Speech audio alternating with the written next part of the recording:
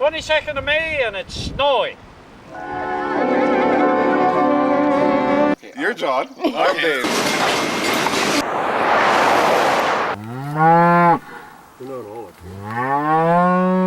It's a nice and sunny day. Muhammad Ali. He's got a heart made of yellow barley straw.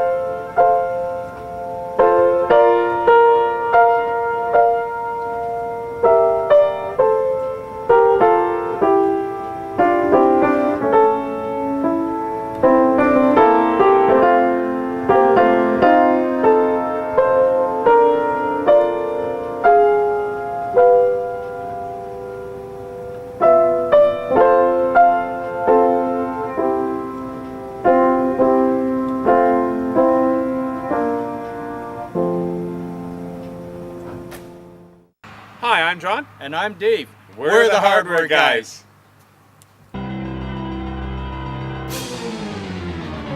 I myself have never made a quilt, but I know my grandparents, my mom's mom and dad, when we were younger, they used to have like a set of sawhorses set up downstairs in their basement, and my grandpa used to lay on the floor, and they used to push the needle back, back and forth, getting down, I guess, the quilt batting, or sewing it all together so it's not going to shift within the quilt. And they passed some years ago, and the quilts are still, I and Carolyn still use ours every winter. They call it a dunda, and it weighs probably, I would say, 30 pounds maybe for a king-size quilt, but very warm, very heavy, and beautiful. One of my fondest memories about quilts is when I was a little kid, my brother and I would go over to my grandmother's and we would stay overnight. And in the front room, there was this big bed, and my grandmother had this old style feather tick. I think that's what they call them. And it was huge and heavy, just like what John says. This quilt was so comforting to lie underneath. It was warm, it was thick and heavy, and it just felt like somebody was hugging you. Bye! We're a quilting group that, we come from Belcaris, Abernethy, down here at Katepwa, and Duff, right? Saturdays we meet at the Motherwell and quilt there, and they're busy on Tuesdays, so we decided to come down to Katepwa to the new cultural center, I guess you call it. We don't have an organization as such. We're just us here in a group, and our common purpose is quilting, and then we share a fellowship that is just been wonderful for all of us. Yeah, I didn't have a sewing machine when I started with this group. I belonged to this group for a year before I got a sewing machine. In high school, I had to take remedial sewing classes, so, I was really behind things. But just with the teaching and encouragement of the group, I've been quilting now for almost 9 years, and it's become a great passion in my life. It's a wonderful group in that we're so Inclusive, yeah, Yes. open, Flexible. yes, yeah. It's just the best group I've ever belonged to. Well, I didn't know how to knit when I was married, but my husband knit.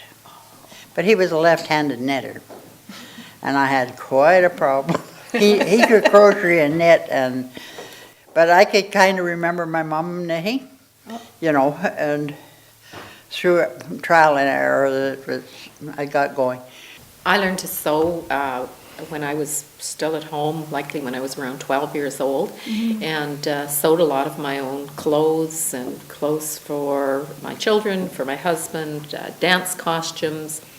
And then I retired, and it's all of the people in this group who have been instrumental in teaching me about quilting. This one particular evening, two of the best quilters in the group also made some boo-boos like I did, and I thought, okay, you don't have to be perfect to be a quilter. So it's been this group that's really has taught me a lot, and it's the encouragement that you need to keep, or I needed to keep going. When I look back, the first one was something for my doll when I was 11, and then I've always loved to work with my hands and loved to sew and work with fabric, and I think I made the first baby quilt. I was 15 for my niece, and it's just, I've always been making some form of quilts, even out of the old fourtrelles, which of course is not traditional, but learn on the job here. And it's like gardening, there's always something to learn. When I quit smoking, I made 17 blankets in 1 year, different sized quilts.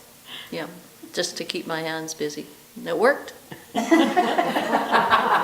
We created an after-school group at our Belcare school for the children. They just came to quilting like a duck to water. It was amazing to see them. We had some as young as grade 2 starting and higher, and it was quite a good experience for us and for them. All of us. Almost all of the things we make are given away. Yeah. And we know who they're going to before we start. And some of them, of course, are given to our families, to friends, but we also make quilts for various charities. There's been a few quilts from here that have gone to the neonatal unit at the Regina General Hospital. And there are also quilts that have been made and given away to other charities as well. The Canadian Cancer Society has a quilt auction every fall in Regina, and it's called Patches of Hope. And so some of our members have contributed to that, have attended it as an event. Like, I guess we do more than full-size quilts. We do lap quilts, we do youth baby quilts, but we do, this will be a wall hanging of Marianne's. Yes, when it's done. And yeah, when it's finished. And some of us do a lot of wall hangings because they're faster than a full-size quilt, or not napkins, placemats, table runners. Lots of different projects. Yes. Yeah. And this is a particular kind of block. It's called a friendship star. And it's one of my favorite blocks to make. So I have a quilt for my one of the twin grandchildren of ours. It's a panel that I've used and just bordered it. And the back is this fabulous fabric, which you may want to feel. It's called Minky, and it's so soft. Everybody should have a piece of Minky to curl up with. So I'm just getting ready to put borders around here. It has to be ready to go to Alberta also next Wednesday. I said we send our kids and our quilts to Alberta. this is almost finished. It's for my daughter-in-law for her birthday, which was the end of April. She knows nothing about it. And this is all done in flannel. And the back is this nice soft Minky. And I'm doing a bit of machine and hand quilting on it, doing both. And she likes leaves, so I've cascaded a few down from the corner. Okay, I'm working on, just nicely started, some placemats for my niece who's getting married the end of July. And I picked the fabric to go with the dishes that she's selected. And I'm just started here on something. It's just the very beginnings of kind of a wall hanging. It's called a rag quilt. When you sew it together, you sew it an inch in from the edge, and then you snip it, and when you wash it, it frays up. It's very cozy, actually. Lone Star is my favorite of all, and I've made so many of them. but I've always given them away. They've always been gifts. And this one, it's all mine. Nobody's getting this one. It turned out really nice. I brought a bunch of toques I've been knitting while I'm watching TV. They're going into a church in Saskatoon, really, because he sent me the wool. But I have to put pom-poms on them, you know. I knit them all and then I put a pom-pom on them. And I'm going into Saskatoon next week, so I'm going to take them with me. Save postage. And they'll be given away to children? Yeah, they were given away to needy children in the city. They need baby blankets, and then they need bigger bed blankets, and then they need, gee whiz, they're painting the room, and the colors have changed blankets, and then they need a teenage blanket. Then there's graduation and marriage, and I think it'll keep us quilting for a long time. Most of the wells were a disaster waiting to happen, weren't they? They had a bad cribbing, and if you ever did go down them, then you're susceptible to what gas was that? Kind of like a Radon, is it? No. A candle It was burn. deadly. Methane. Oh, carbon dioxide. Yeah. Yeah, carbon dioxide, I was thinking. Yeah, in fact, there's stories in New Zealand about a volcano erupted in New Zealand and people were walking along, because carbon dioxide is heavier than air. Mm-hmm. People are walking along the street and their dogs are dying because the carbon dioxide is like waist deep. And they can breathe fine, but their dogs are down there and they're Sort of keeling coming out over of the dead. bottom of their pant legs, was it? And the dog. No, the volcano erupted. Oh wait, the volcano erupted, and all this carbon dioxide came out of the volcano, and it covered this valley about waist deep in carbon dioxide. So everybody, all these dogs were dying because they couldn't get any oxygen. So I knew a chap that went down a well. It wasn't that deep. You know, to clean it out. He didn't come back out. The only way they brought it out was when there was a friend of mine in that gas. And, this fellow that was down where I came from, at Assiniboia there, we dug wells with a horse and that old. Around? You went around? Yeah. Okay. Yeah. One of those old horse wells, the diggers, I mean. Before you ever went down a well, you lit a lantern and you put the lantern down. Mm-hmm. And if the lantern went out, you didn't go down because there was a gas in there that could kill you. I'm Shane Stuke and these are my chickens.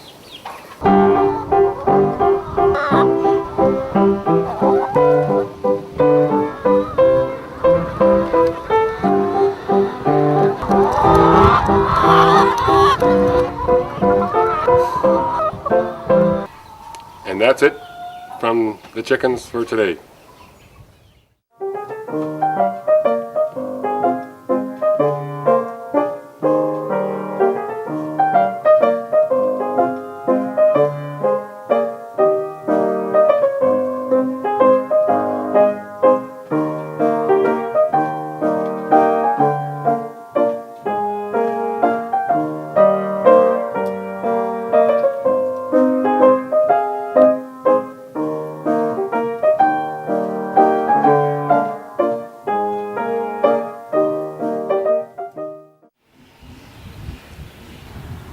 This is all done by hand. Yeah.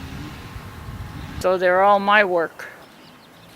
Yeah. I made the quilts for all of my children and grandchildren and great-grandchildren. Yeah. And Afghans I made for each one. And then I'm making for those Angels for Warmth in Regina. Yes. So, well, I took 15 at one time, so kept me busy. Oh, I said if I would have put them all out, it would have been from here to Dots, maybe. I got a whole bunch more, but I was hurrying up and I was just too tired to go up and downstairs and bring everything out. So I thought, oh, well, I'll hang a few things.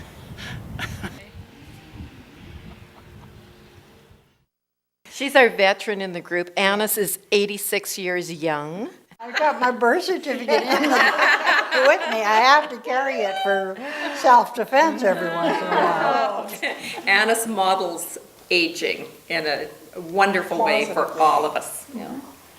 Well, my mom was a quilter. We lived in a log house, and there was these log beams over the dining room table, And my dad made pulleys, and Mom had a quilt on that. We ate under a quilt pretty near every meal. And then when the dishes were cleaned off, Mom would bring it down and quilt and keep us, she had 4 kids, to keep us quiet. We had needles and threads along the side edge, and that's where I learned to hand quilt. My grandparents lived in Saskatoon, and they would send out these bleached sugar bags and flour bags and whatnot. And Mom would stamp them or draw something on them, give us embroidery. She was always trying to keep her 4 kids quiet. I brought a bunch of toques I've been knitting while I'm watching TV. And the knitting is just superb. Yes, flawless. Not, I wouldn't say that. Yeah, but anyway. I will say it for you. It's great. Oh, I knit as long as I'm watching TV. It depends on what I'm watching. If it's curling or hockey, sometimes I lose a stitch because I can't. When they start fighting and whatnot, it kind of bugs me. But. My mom made quilts. She kept every scrap. She didn't throw a scrap in the waste paper basket like I do. And I mean, if there was a good piece left in a dress, it went into a quilt top. Now you go into Fabric Land or Peachtree and you buy a whole wad of material, come home and cut it up and make quilts.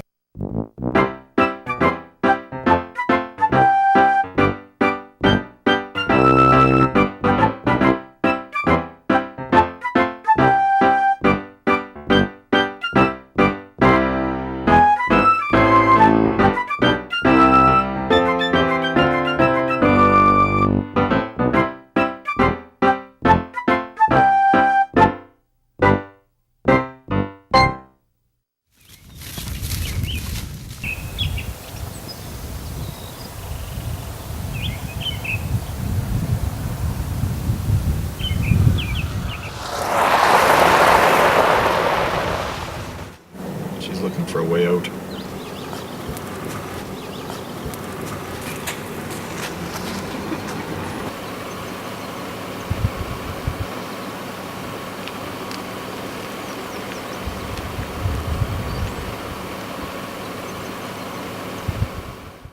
Those are my handwork. I've made well over 200-300 quilts, so these are just off my beds.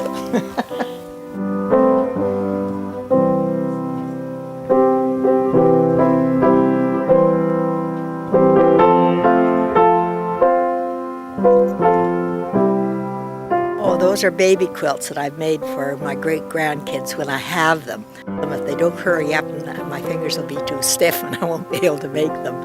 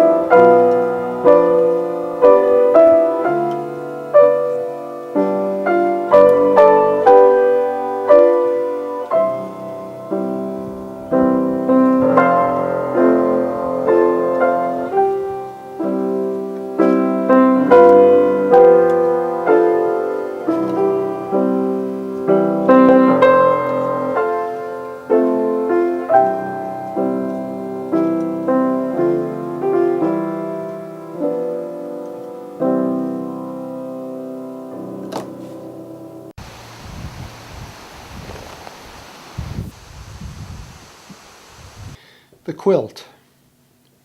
My grandmother plucks down from her geese with fingers coarsened by kitchen and field, the barns, a snowstorm of down corseted into thick ticking, sewed tight against the long journey to come. She has no time to teach her children. That's dreamer's work for the beggars at the door, former students of her husband, fled to America. Bread and milk, eggs and chicken. Children cannot live on words, fare for the passage. A century later, the quilt lies on my bed, heavy as history.